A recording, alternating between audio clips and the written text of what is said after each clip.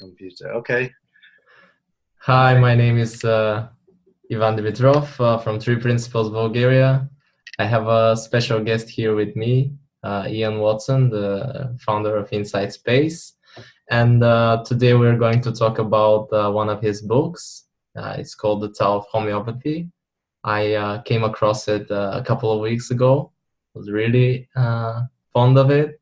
And I got some copies to share it here in Bulgaria because I think that more people should know about this. And so I invited him to have a chat about it and explore the book and make it visible for more people.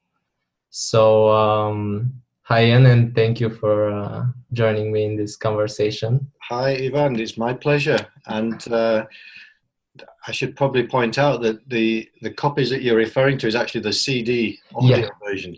So exactly. it was originally a book version of this piece of work, and subsequently there was an audio version with some musical accompaniment, which is, I think, the one that you're referring to.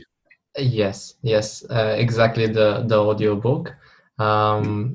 So last night I was reflecting on the content and thinking about what would people really be interested about, and I realized that I don't really remember a lot of from the content,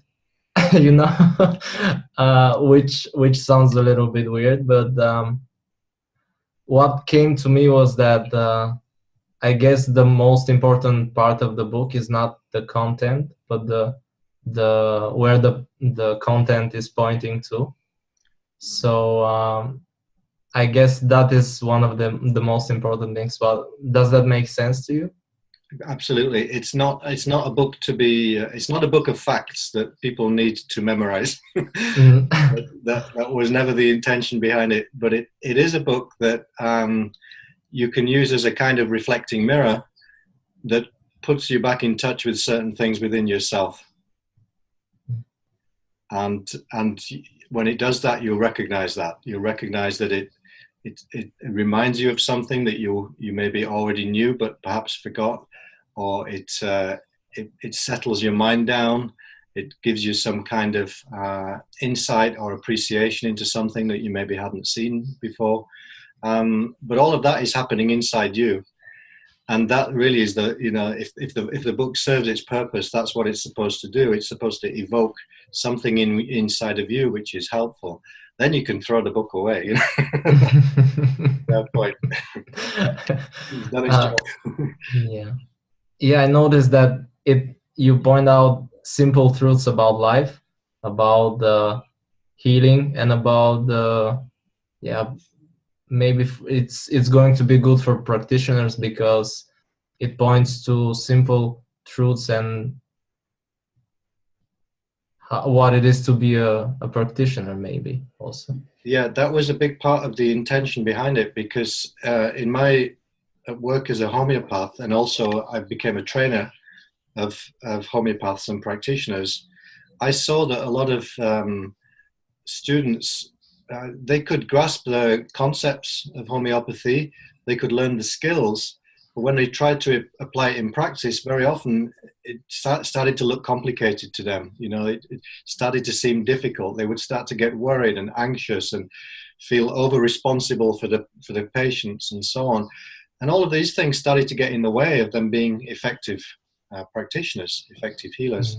And then it started to look like, to them, it would look like homeopathy is too difficult. Maybe I'm in the wrong profession. I need to do something else.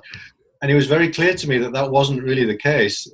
They just needed to get into right relationship with it within themselves. And that was part of the intention behind the book, is that if you've got a healthy relationship to your practice, whatever your practice happens to be, then you can do it without it being a burden on you. So that you can practice in a way which is caring and compassionate, but it's also light-hearted. It's not heavy for the practitioner. They don't go home at night worrying about the clients and unable to sleep, all of this. So that it helps you to stay healthy as a practitioner, or it helps you to see what are the kind of pitfalls, what are the traps that take the practitioner away from their own center? Yeah. Maybe one of the reasons a lot of people, I've heard you say that a lot of people say, so is this really about homeopathy? The title says the Tao of Homeopathy, but while I was listening to the CD, I realized this is not about homeopathy. This is more than just. And this is one of the reasons I wanted to share this, because I'm not a homeopath, but I feel like as a facilitator, it is really helpful for me to. I just substitute the word homeopathy with with anything you want. You can substitute the word homeopathy. Well, you uncovered the secret. I caught you. Not everybody does, you see, so I compliment you on that. But you're absolutely right. Really the message of the book is a universal one. So it's speaking to something which is applicable to human beings in general, but particularly I think people who are in service in some way. Yeah, so it is particularly aimed at that group of people. If you've got some kind of work or profession which involves helping and serving other people, it's particularly applicable for that group. But it doesn't really matter what the shape or form of that is. And I used the kind of the disguise of homeopath. You know, there's a fictional homeopath who features in the same way as a novelist creates a character. That character is the vehicle for a whole series of messages and whatever. Well, for me, the homeopath in the book is the vehicle. It's because that was the field that I knew at the time. So I thought I may as well use that because I know that field. But you're right; it could be we could substitute any other. It could be the Tao of pharmacy, anything. Yeah, I really love that you refer to the homeopath as a she. That's an interesting approach, I think. It was interesting for me to, as a male, to write from that perspective, but it was reflecting my experience at the time, which was that most of the people who were training in homeopathy alongside myself and on my own trainings were actually women. There was a majority of women who were drawn into homeopathy as a healing art, certainly at that time. And also the philosophy behind Taoism, as I understand it, it celebrates the feminine principle. It's based on, it goes back a long, long way, excuse me, and it's based on observation of nature and of natural forms. And I don't know about in the Bulgarian language, in your tradition, but in most traditions in the world, the earth is a she. Nature is a she. And there's a reason for that. We talk about Mother Earth, for example. Yeah, the same.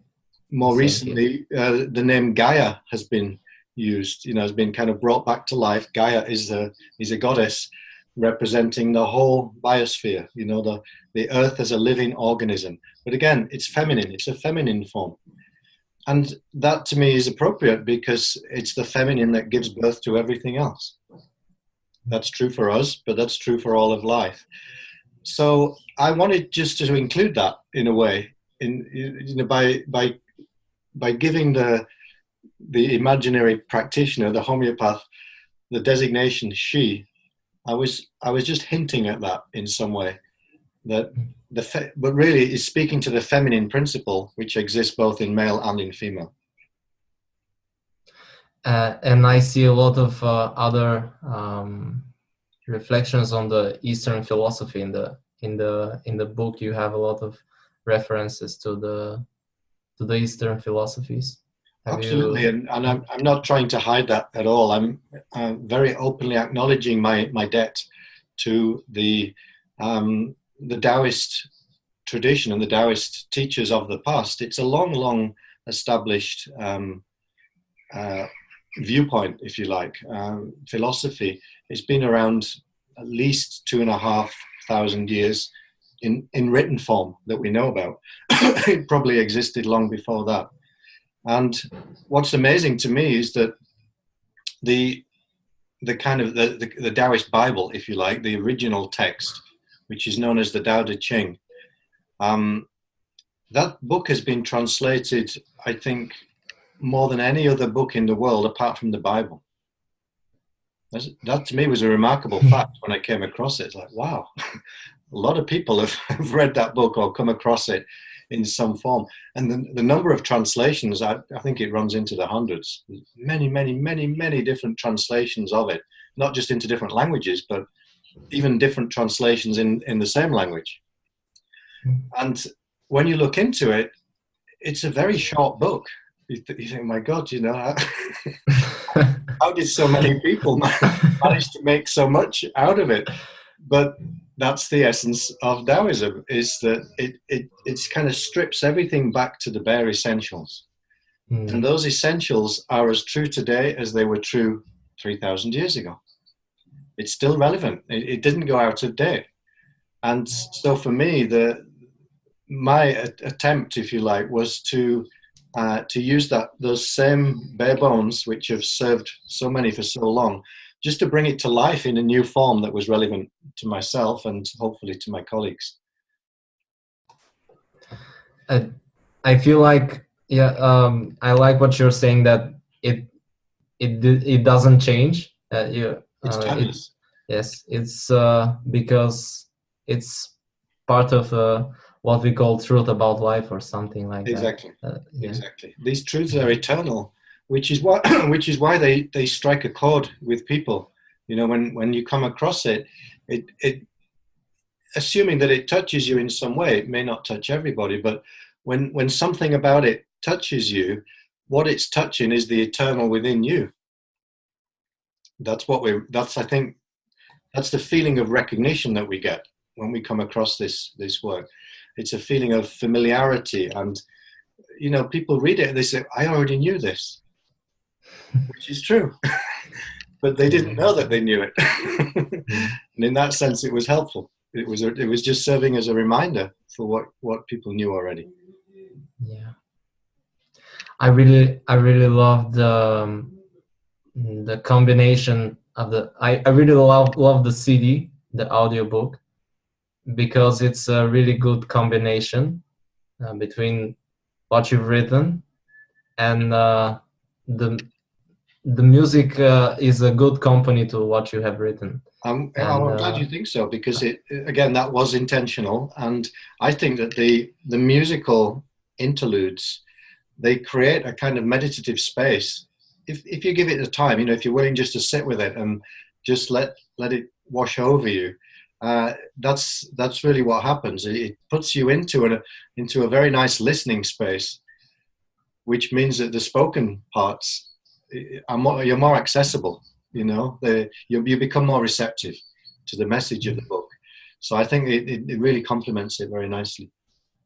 Yeah, you, Chris and Susie have done a great job accompanying. They did, and it was great fun doing it with them. It was the first time for me going into a proper musical recording studio, and you know, with a sound engineer sitting in a little booth and all of this, and you know, we had to stand in front of this microphone, and the music was improvised in the moment in response to each of the chapters. So it wasn't, you know, the music wasn't written down beforehand. It wasn't scripted in any way. Susie and Chris put themselves into the kind of meditative state and allowed the music to come that they felt matched each piece. Now, to me, this was beautiful, partly because it was the same process that happened with the artwork that accompanies the original written book. So unfortunately in the audio CD, the artwork doesn't really get conveyed apart from on the cover, but the written book, which was published as a hardback, each chapter you have the writing, and then there's a visual image, which is a calligraphy. And these calligraphies were also created in an improvisational, spontaneous way by an artist friend of mine, Rana Chalabi, who's also a Sufi, who has had a very deep spiritual practice all of her life. And it's incredible to me that Rana, she was drawing on her own mystical tradition, which is Sufism. I was presenting her with a book which was drawing from a different spiritual tradition, which is, there was no conflict at all. We met in the middle. She understood immediately what this book was trying to convey, and she just spontaneously generated a whole bunch of these beautiful illustrations, which became the artwork for the original book. And the same thing happened with Susie and Chris, with the music. So it kind of took on a life of its own. Yeah. I guess this is one of the things that I really like about this book, is that it is simple and it is for everyone.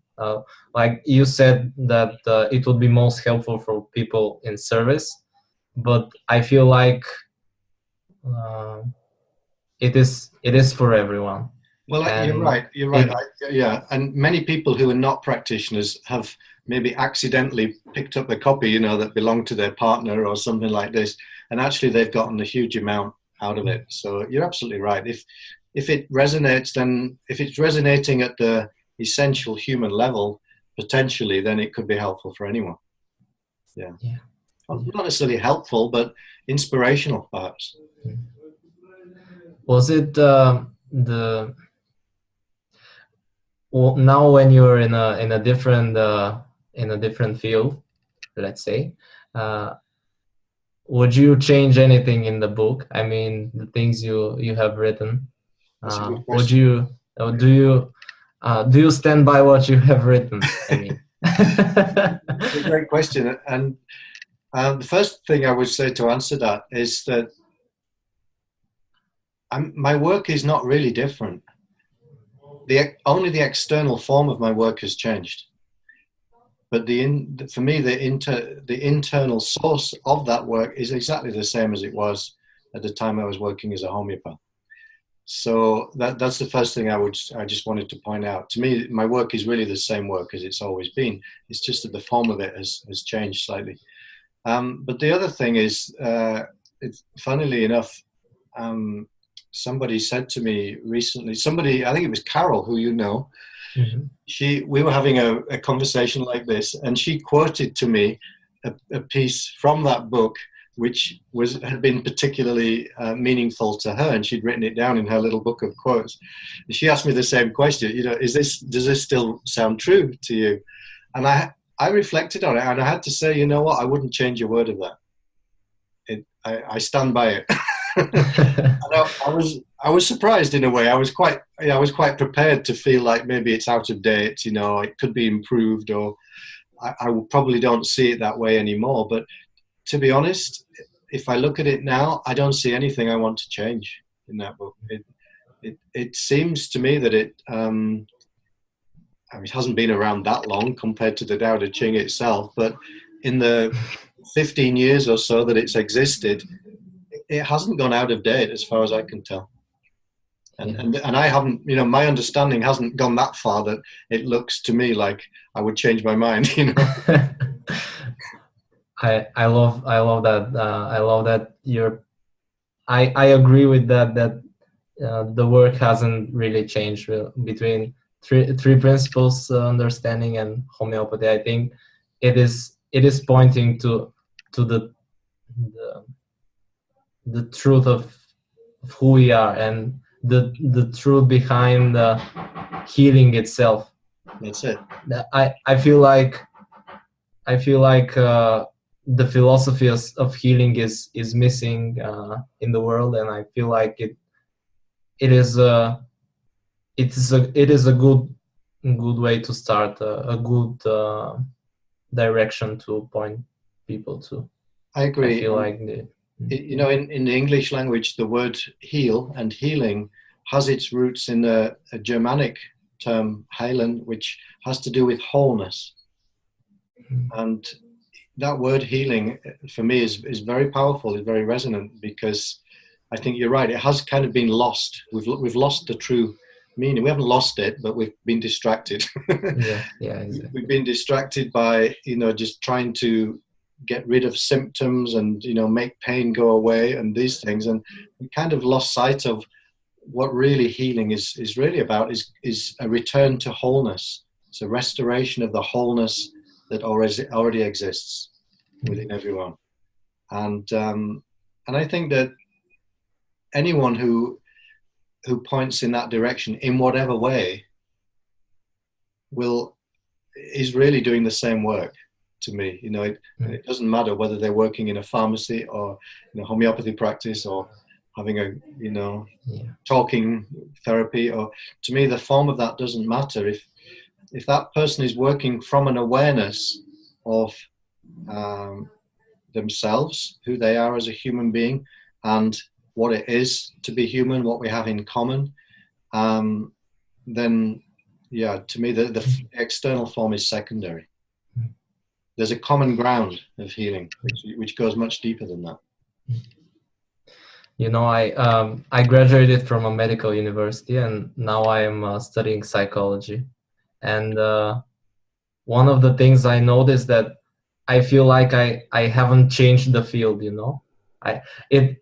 are talking about different things, That's but right.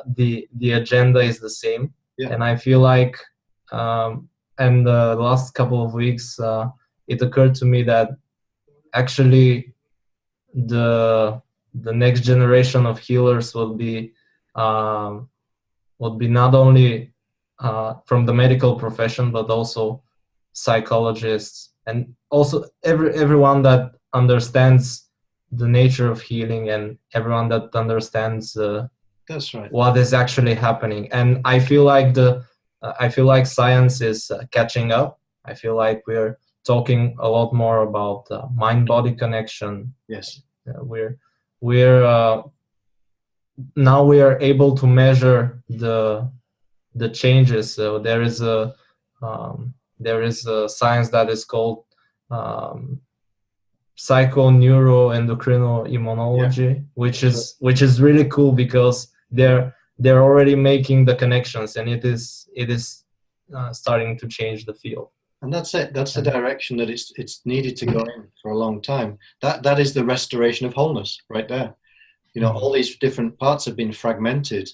We've been treating the mind as if it was separate from the body, treating the parts of the body as if they're separate from each other, and treating the human as if we're separate from the planet. And all of this has been a misunderstanding of the true nature of things. There is no separation between people and planet, and there's no separation between mind, body either. And that is, as you say, that is now being recognized. Yeah. And it has to be. Not only our survival, but the evolution of our species and the entire planet depends on that recognition. It's essential. I feel like we've covered a lot from the book and the ideas of the book, and I feel like for people who are watching and don't know who you are, I feel it would be good if you just say how can people find you, and Sure. And things like that. Yeah. So the website now that where I list my events and keep people informed is called the insightspace.com, and you can also find me on Facebook, the Insight Space. But also I have there's a number of other videos and audio recordings and things. If people want to get more of a a feel of my work, they can access those via the website. And as I said, this book is also available in a written form, but the one that you have is the most recent version, which is the audiobook version, and it includes the musical aspect, which I think takes it to another level.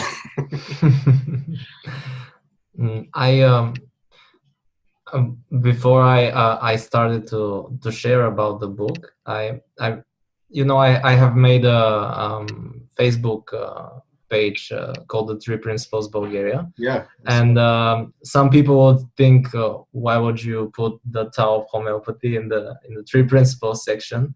And actually, I feel like it is a good fit for. I think it belongs there. So well, I'm glad you think so, and you know, now I think so too. There probably was a time when I didn't really see the connection in the same way, but for me, you're right. There's no conflict now. It's the same. It's the same teaching. It's the same work, but just in a different form. Yeah. So I invite all of you who are interested in the book and interested in the audio book. You can come to Three Principles Bulgaria website. It's not a website, it's a Facebook page. And you can also contact me through my email. It's threeprinciplesbulgaria.abv.bg. And I can figure out the best way to share the book with you. Yeah. And I just want to say thank you to you, Ivan, for doing that, because you didn't have to do that. It's, you know, it was something that you spontaneously decided to do, and I just really appreciate it. And it's very generous of you, and I just like the way that it's part of the spontaneous movement of this. It's not in my hands, which that's the essence of Taoism right there. You know, it's not in our hands. We surrender to the flow of life, and life takes care of it. So, you know, 2 days ago I posted that I have 50 copies, but I don't know where this is going. You know, I realized that I don't know if people know about this book. I don't know where this is going, but I feel like the path is unfolding. Yes. So yeah, and well, you know, now we have a video about the book, and who knows what else is coming about. Yeah. Maybe we'll have the movie next time. I don't know. Yeah. Thank you very much for the conversation. Thank you. We'll speak again soon. Yeah. Bye. Bye.